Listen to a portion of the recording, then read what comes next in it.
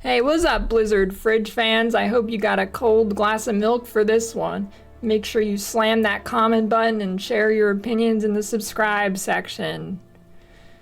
So I sat through like 8 hours of the most recent interviews for PoE 2, just compiling all the main points, so you don't have to watch 8 hours of video to get the main points. PoE 2 devs prefer the WSD movement scheme now over just using their mouse.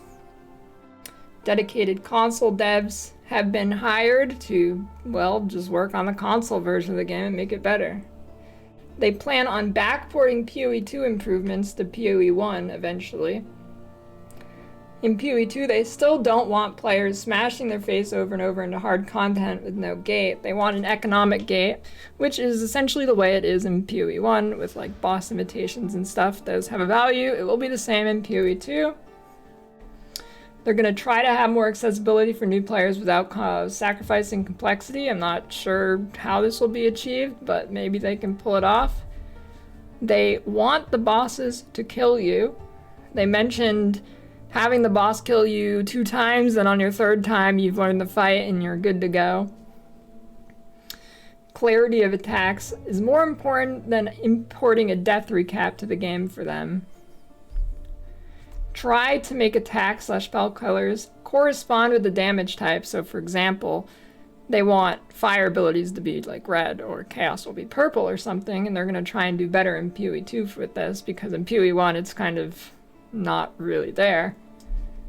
Respecking is now with gold instead of respec or regret orbs, and the higher level you are, the gold cost will increase, so when you're lower level it will be easier to respec. They didn't really have specifics on this, on like numbers of how easy it is to respec, but they did mention it. For campaign skippers, well, that's just not going to happen, and they said, quote, "cold day in hell when they add a campaign skip," unquote, which personally I agree with. I think they should make a good campaign rather than one you want to skip. Their focus on the game, the main focus, overarching thing they seem to really care about, is making the actual combat good and meaningful. As you can see from these demos, they really showcase the combat, maybe leading people to believe the game will be slower as it is, because they really want to showcase the actual mechanics.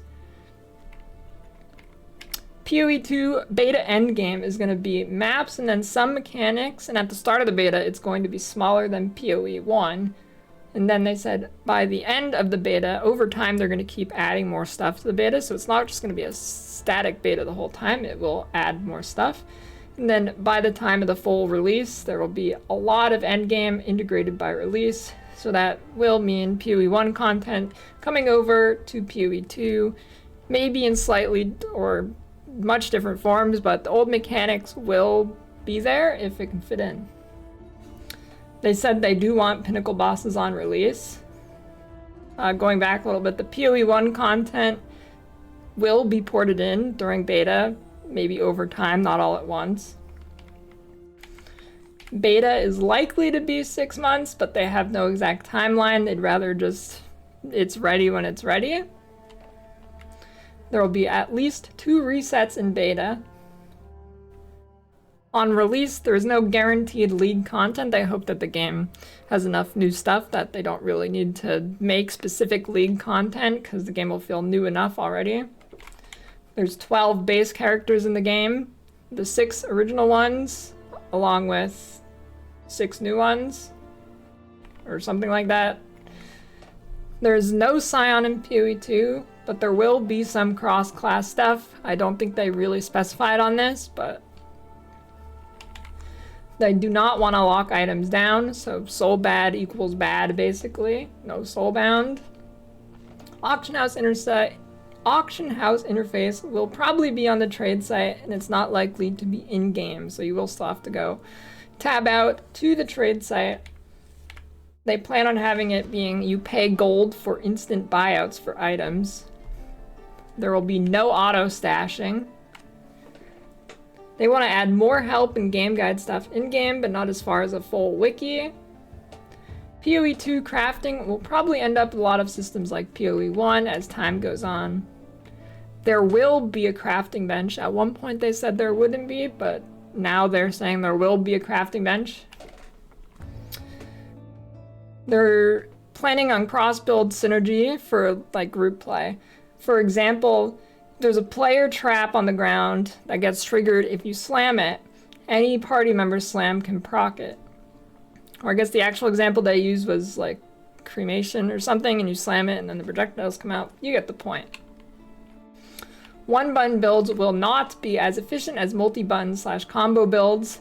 However, they did say they should still be viable, just at a lower efficiency.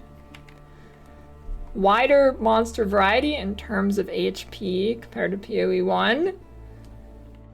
No plans for guild updates, so they'll be launching in essentially the same state they are in PoE 1. They said they made PoE 2 melee much better than PoE 1. Now this is kind of hard to conceptualize or really imagine until you actually play it, so I don't have many details regarding this, other than changing some animations and speeding some stuff up and some stuff to do with stuns. The crit system, no real specifics here, but it functions differently. PoE 2 is trying to make each mechanic valuable to do versus just doing one mechanic for all other loot. For example, in PoE 1 this would be heist. You go into heist, you get all the other loot mechanic loot pretty much. They're trying to make this less of the case, so you have to go do different things to get different stuff. They mentioned 1/3 of the loot from a map should be from a map boss. They want iconic PoE 1 uniques to be in PoE 2. They are upgrading DD Telegraph, or rather Detonate Dead if you don't know what DD is. So it's more Telegraph because there's a lot of one-shots with Detonate Dead. So now you should know when it is happening. However, there was no actual damage nerf to it. Some regular monsters in PoE 2 have more mechanics than some PoE 1 bosses. This is something a lot of people I don't think understand, how much different the combat will feel in PoE 2. Like, each monster itself has way more mechanics than they do in PoE 1. There will be no immunities in PoE 2. Dropped items should be good, plus most crafted items should be well-rolled dropped items. However, there will still be some scenarios where you will craft from scratch. There is no limit at pausing, so you can pause as many times as you want in boss fights, wherever. However, they did mention that in some boss fights they might have to implement it where they will black out your screen so you can't actually see what's going on after pausing. System requirements will be higher for PoE 2 than 1. They said they're aiming for GTX 960 graphics card would be the minimum requirement. Third-party two-factor authentication is coming. They said it should have been done already, and it wasn't necessarily because it's too hard to, but they just didn't get around to it, I guess. I don't exactly remember exactly what they said, but it's coming soon, TM. Player quantity stat is removed, so this is for magic finders. Damage conversion / leech is reworked in PoE 2. They didn't mention much on conversion, and leech is much simpler now. In PoE 1 it's really convoluted and pretty much nobody understands it. They're being careful about the amount of regen you can actually reach.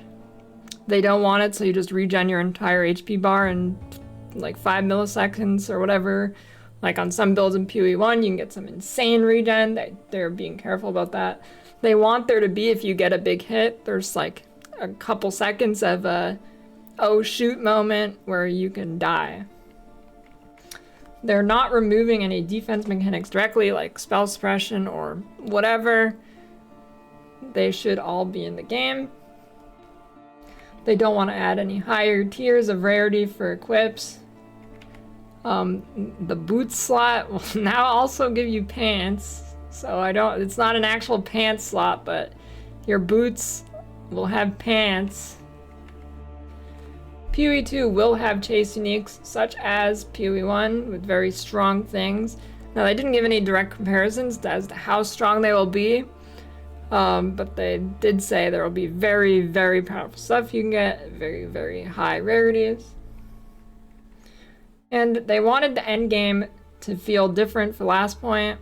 It is still going to be a primarily mapping-based system. They didn't get into the details, presumably so they could show it at a future reveal. But they want it to feel different, like a new experience.